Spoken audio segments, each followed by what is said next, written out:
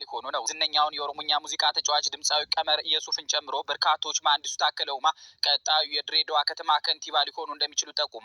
ታከለ ከአብይ ጠቅላይነት በኋላ የአዲስ አበባ ከተማ ከንቲባ ሆነው መሰረታዊ ለውጦች ያመላከቱ ተደርገው ይገለጻሉ። የአዲስ አበባ ከተማ ከንቲባነት ጊዜያቸው በውዝግብና በአማላይ ንግግሮቻቸውም የተሞላ ነበር። ታከለ ኡማ በንቲ በአዲስ አበባ ከተማ ከንቲባነታቸው ከተማዋን ጸጥ ረጭ አድርገው ለአዳነች አቤቤ ያስረክቧቸው የቅዱስ ጊዮርጊስ አስጨፋሪዎችን እና ቸኖን አያት አካባቢ ጃምቦ ሻጭ አድርገው ከስቴዲየም በብልሃት የነቀሏቸው የኢትዮጵያን ውድ ሀብቶች በሚቆጣጠረው የማዕድን ሚኒስቴር ውስጥ ሳሉ የሶማሌ ክልሉን ነዳጅ ሊያገኙት ጥቂት ቀርቷቸው ነበር የሚባሉት መሐንዲሱ ታከለ ኡማ በንቲ ኦሮሞን ወክለው ድሬዳዋ ሊገቡ ነው ተብሏል። ታከለ ለድሬዳዋ ከተማ ከንቲባነት በታጩበት በዚህ ወቅት ራሷን ድሬዳዋን የፈጠራት የኢትዮ ጅቡቲ የባቡር አገልግሎት ዋና ስራ አስፈጻሚ ናቸው። ፈታ ያሉትን የድሬ ሰዎች በከንቲባነት ሊመሯቸው ይችላሉ እየተባለላቸው የሚገኙትን ታከለ ኡማን ከዓመት በፊት በጠቅላይ ሚኒስትር አብይ አህመድ እንደዋዛ ከካቢኔ አባልነታቸው የተሰረዙበትን አጋጣሚ አነጋጋሪ አድርገን መመልከት እንችላለን። ለወትሮ ጽድት ፍክት ፏ ብትን ባሉ የሱፍ ሙሉ ልብሶች እየዘነጡ በአማርኛ ቋንቋ ላይ ሲቀናጡ ብሎም ጎርጎራና ባህር ዳር ደርሰው ወደ አዲስ አበባ በደረሱ ቁጥር ለኒያ የጣና ዳር ቆነጃጅት የሚሆኑ አስቂኝ ስንኞችን የሚቋጥሩት መሐንዲሱ ታከለ ኡማ ከዕለታት በአንድ ቀን በአሜሪካ ጎዳናዎች ላይ የዲያስፖራ ካሜራ ሲሳይ ሆነው እንደነበረም ይታወሳል።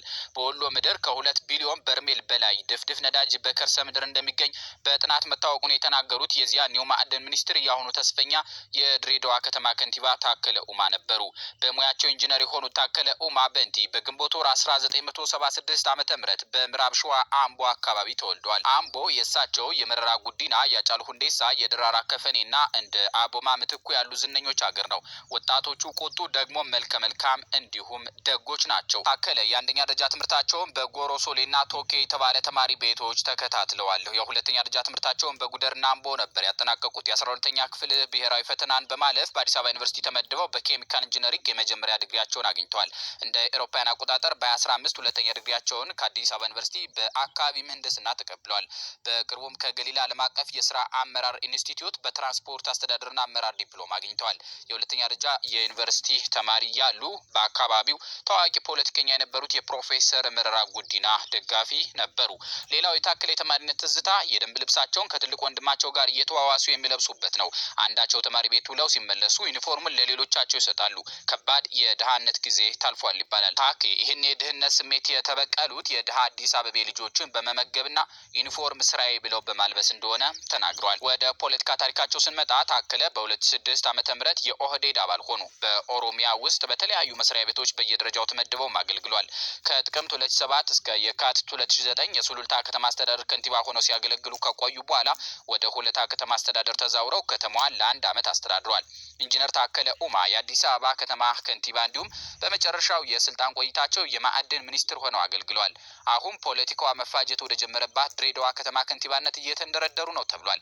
ድሬዳዋ የ40 እና የ20 ከመቶ የብሔር ፖለቲካ የሚዳወርባት አወዛጋቢ ከተማ ናት። የመንግስት አወቃቅሯ ውስጥ ኦሮሞዎች 40 በመቶ፣ ሶማሌዎች 40 ከመቶ፣ የተቀሩ ኢትዮጵያውያን 20 በመቶ ውክልና ያገኛሉ ተብሏል። ከንቲባ በፈረቃ ነው። ታከለ ኡማን ለአሁኑ ዙር ከንቲባነት ያሳጫቸው የከድር ጁሃር የሶማሌ ተራ አብቅቶ ተራው የኦሮሞዎቹ ስለሆነ ነው። በዚህ ሰሞን ከኦሮሞ አባታቸው የተወለዱት ጠቅላይ ሚኒስትር አብይ አህመድ በህገ መንግስቱ ድሬዳዋ የኦሮሞ አካል ናት በማለታቸው የተነሳ ከሶማሌዎች ዘንድ ተቃውሞ ገጥሟቸዋል። በአስቸኳይ ይቅርታ ይጠይቁ ተብሏል። በዚሁ የጠቅላይ ሚኒስትሩ ንግግር ምክንያት በተደረገ ስብሰባ አንድ ተሳታፊ ኦሮሞዎች እንቁላልና ወተት ለመሸጥ ነበረ ወደ ድሬዳዋ ይዘው የሚመጡት፣ ሸጠው ሲጨርሱ በባቡር ተሳፍረው ወደ መጡበት ይመለሳሉ። ድሬዳዋ የኦሮሞ ነበረች የሚል የትም የተጻፈም ሆነ ሲነገር ሰምቼም አይቼም አላውቅም። ድሬዳዋ በብዛት የሚኖሩት ኢሳና ጉርጉራ እንደነበሩ ነው የማውቀው። ጠቅላይ ሚኒስትሩ በህልማቸው ነው መሰለኝ ያዩ። ድሬዳዋ በኦሮሞ ክልል ስር ኖራም ተስተዳድራም አታውቅም። አካባቢውን የግጭት ማዕከል ለማድረግ ሆን ብሎ በፓርላማ ለተናገረው ነገር ይቅርታ ሊጠይቅ ይገባል። አገር ይምሩ ተብለው የተቀመጡ እንጂ የብጥብጥ ምክንያት እንዴት ይሆናሉ? ይህ የግጭት ጠማቂነት ባህሪ አይነት ተደርጎ ሊወሰድ ይገባልና ሁሉም ሊያወግዘው ይገባል ሲሉ ተደምጧል። የአብይ ንግግር ለመቃወም ከተሰበሰቡት የሶማሌ ጎሳ መሪዎችና የአገር ሽማግሌዎች እንዲሁም ወጣቶች መሰባሰባቸው የድሬዳዋን ፖለቲካ ይበልጥ ውስብስብ አድርጎታል። ሚልኬሳ ሚዴጋ አዲስ አበባና ድሬዳዋን በተመለከተ ሰፊና ጥልቅ ጥናቶች ካደረጉ ምሁራን መካከል ናቸው። ኢትዮጵያ ሳሉ የመንግስት ባለስልጣን የነበሩት ሚልኬሳ አሁን መቀመጫቸውን ሰሜን አሜሪካ ያደረጉ ሲሆን ስልጣን ላይ ያለውን መንግስት በጽኑ በመተቸት ይታወቃሉ። ድሬዳዋን ህገ መንግስቱ አያውቃትም፣ ሩዋንዳ ወይም ናይጄሪያ ውስጥ ልትሆን ትችላለች በማለት ይህን ያመጣው በወቅቱ የነበረው የፖለቲካ ሁኔታ ነው ይላሉ። ለቢቢሲ ሀሳባቸውን የሰጡ የህግ ባለሙያ በበኩላቸው የድሬዳዋ ከተማ አስተዳደር የተለያዩ አካላት ፍላጎትና ጥያቄዎች ጥያቄዎችን ሳይመልስ እንደተመሰረተ ያወሳሉ። እኒሁ ሰው ከተማዋ ስትመሰረት ሁለት አማራጮችን መጠቀም ይቻል ነበር የሚል ሀሳብ አላቸው። የመጀመሪያው ህገ መንግስቱ መሰረት በማድረግ የገቢ መሰብሰብም ሆነ ህዝቡን የማስተዳደርን ስልጣን እውቅና እንዲኖረው ማድረግ ይቻል ነበር። ሁለተኛው አማራጭ ልክ እንደ ሌሎች አካባቢዎች በህዝበ ውሳኔ ወደ አንዱ ክልል እንድትጠቃለል ማድረግ ነበር። በወቅቱ ህገ መንግስታዊ መሰረት የሌለው የከተማ አስተዳደሩ በማዋቀር ከተማዋ በእድገት ወደ ኋላ እንድትቀር እንዲሁም ከተጠቃሚነት እንድትጎድል አድርጓል ይላሉ የህግ ባለሙያው። በተጨማሪም ሌሎች የሀገሪቱ ከተሞች እያደጉ ሲመጡ ድሬዳዋ በተቃራኒው ወደ ኋላ ቀርታለች ሲሉ ሀሳባቸውን ያጋራሉ። ድሬዳዋ ከተማ ተጠሪነቷ ለፌዴራሉ መንግስት ቢሆንም ነገር ግን የከተማ አስተዳደሩ የተቋቋመበት ቻርተር የህገ መንግስት መሰረት የለውም ይላሉ። የድሬዳዋ ከተማና የፌዴራሊዝም ስርዓቱን በተመለከተ የተለያዩ ጥናቶችን ያካሄዱት ሚልኬሳ ሚዴጋ እንደሚሉት የከተማ አስተዳደሩ ሌላ የገጠመው ችግር የጀመረው በ97ቱ ምርጫ ወቅት እንደሆነ ያወሳሉ። ሚልኬሳ በ1997ቱ ምርጫ ወቅት የሆነውን ሲገልጹ ድሬዳዋ የሚኖሩ የኦሮሞ ተወላጆች በወቅቱ የኦሮሚያ ክልልን ለሚወክለው ፓርቲ ኦህዴድ ድምጽ አትስጡ እያሉ ቅስቀሳ ያደርጉ እንደነበር ይናገራሉ።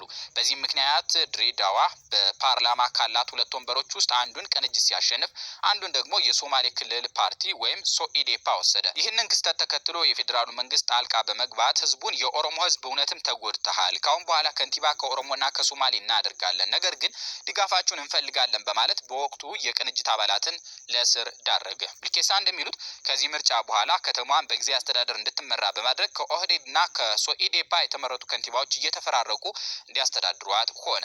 የካቢኔው አወቃቀር 40-40-20 በሚባል ስርዓት እንዲመራ የተደረገውም ከዚህ በኋላ መሆኑን ሚልኬሳ ሚዴጋ ገልጿል። ይህ ቀመር በሚልኬሳ አገላለጽ 40% ኦህዴድ፣ 40% ሶኢዴፓ፣ የተቀረው 20% ከአማራና ከትግራይ ክልል የሆኑ ሰዎች እንዲሆኑ የተደረገበት ነው።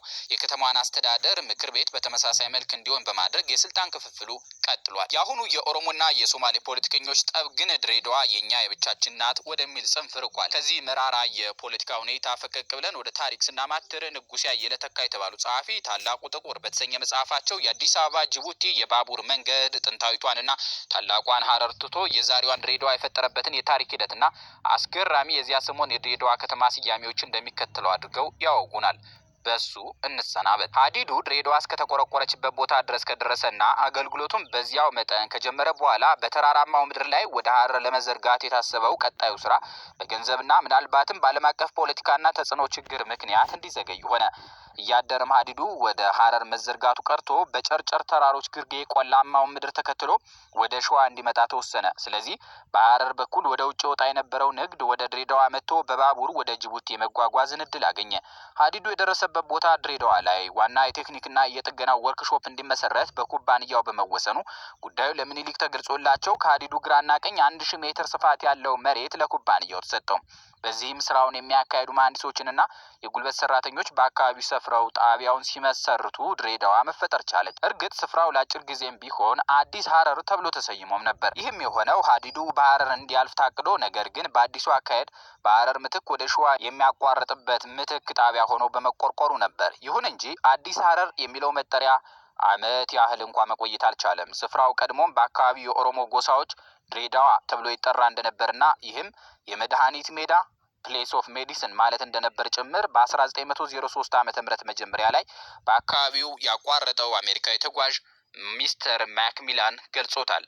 ጤና ይስጥልን።